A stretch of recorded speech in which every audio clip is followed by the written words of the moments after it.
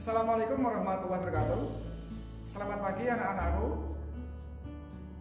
Kali ini kita akan membahas bab 3 tentang menganalisis jenis, tema, fungsi, dan nilai estetis karya seni rupa 3 dimensi. Mohon materi untuk disimak dengan baik ya.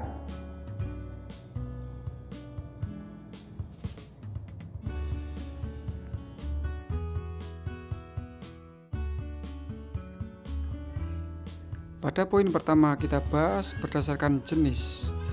Pengklasifikasian seni rupa dapat dibuat berdasarkan jenisnya. Kita mengenal yang pertama ada seni rupa murni seperti lukisan, patung, dan desain grafis. Kemudian pada yang kedua kita mengenal seni rupa terapan seperti desain dan kriya. Pada bagian kriya ini kita bisa menyebutnya sebagai seni kerajinan ya, seperti tempat lampu, kemudian kerajinan yang biasa kita gunakan sehari-hari yang mempunyai nilai fungsi. Sedangkan dari segi bentuk dapat dibedakan menjadi 3 kategori. Pada poin yang pertama adalah seni rupa 2 dimensi, contohnya lukisan ya. Kemudian untuk yang kedua adalah seni rupa 3 dimensi. Pada 3 dimensi ini kita sering menjumpai seperti contoh karyanya patung, kemudian ukiran dan sebagainya.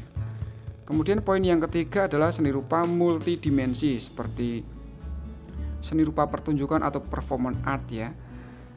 Ini merupakan contoh karya seni rupa murni. Yang pertama ada sebuah lukisan dengan tema pasar, yang kedua ada patung, yang ketiga ada topeng dari bambu ya. Kemudian pada karya seni rupa murni ini jadi fungsi utamanya hanya untuk hiasan tanpa ada fungsi lain. Seperti lukisan hanya untuk hiasan dinding, patung misalnya untuk hiasan meja, kemudian topeng ini misalnya juga penempatannya misalnya pada dinding maka dijadikan sebagai hiasan dinding. Kemudian pada poin karya seni rupa terapan ini saya contohkan ada tempat nasi yaitu dari bambu, anyaman, kemudian yang kedua ada tempat minum dengan gelasnya yang berikutnya juga sama. Jadi di samping bentuknya juga indah, nyaman dilihat, tetapi tetap terutama mementingkan nilai fungsinya seperti cangkir kopi ini ya, juga di samping bentuknya indah dia bisa juga untuk tempat minum.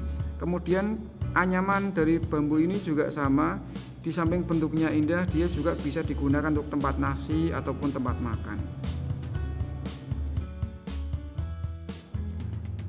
Berikutnya saya tampilkan ada 2 buah karya. Yang pertama lukisan pasar ya, yang kedua adalah topeng wajah manusia. Pada lukisan ini termasuk karya seni rupa 2 dimensi dikarenakan hanya dapat dilihat dari satu arah atau satu sisi saja. Kemudian pada poin yang kedua ada sebuah topeng di sini ya. Ini termasuk karya seni rupa 3 dimensi karena karya seni ini dapat dilihat dari 2 arah.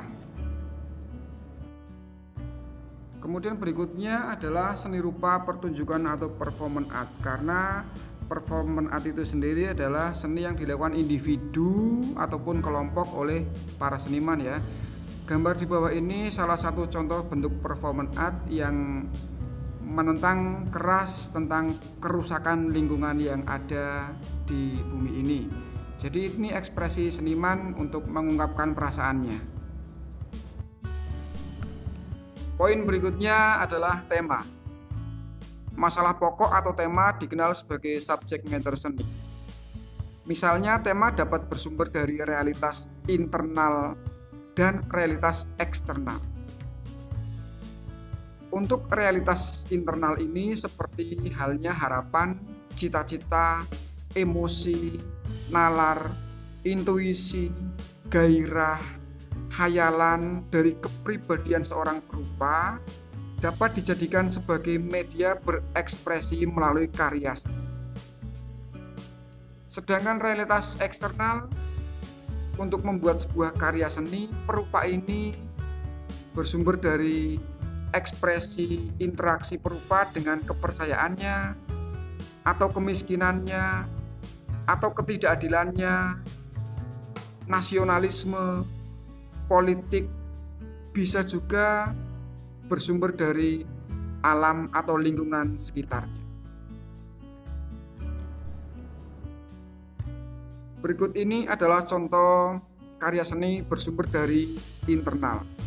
Jadi karya seni di bawah ini merupakan sumbernya dari khayalan si perupa itu sendiri untuk membuatnya. Kemudian poin berikutnya adalah realitas eksternal.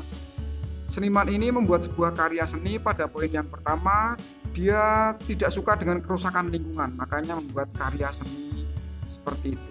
Kemudian yang kedua, karena latar belakangnya dia adalah suka dengan kehidupan pasar, maka lukisan yang kedua ini dia menggambarkan suasana sebuah pasar. Berikutnya, fungsi. Fungsi seni bagi para perupa murni adalah media untuk berekspresi. Sementara bagi para apresiator atau penikmat seni adalah sarana untuk mendapatkan pengalaman estetis atau pengalaman keindahan. Sementara fungsi seni bagi para perupa terapan adalah menciptakan benda fungsional yang estetis atau yang indah. Sedangkan bagi masyarakat, fungsi ini memenuhi kebutuhan benda fungsional yang di samping mempunyai nilai fungsi juga ada unsur keindahannya.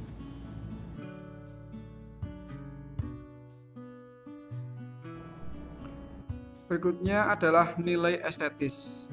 Nilai estetis ini secara teoritis dibedakan menjadi dua. Yang pertama adalah objektif, yang kedua adalah subjektif. Untuk nilai estetis secara objektif khusus mengkaji gejala visual karya seni. Aktivitas karya ini mengutamakan relasi antara unsur visual yang terjalin padu dalam sebuah karya seni. Jadi pendekatannya secara formalis.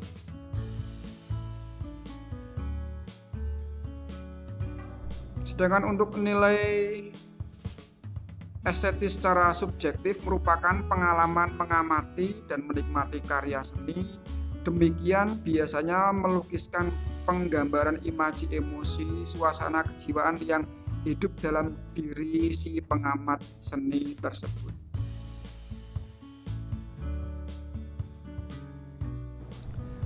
Oke, sekian materi bab 3. Terima kasih. Wassalamualaikum warahmatullahi wabarakatuh.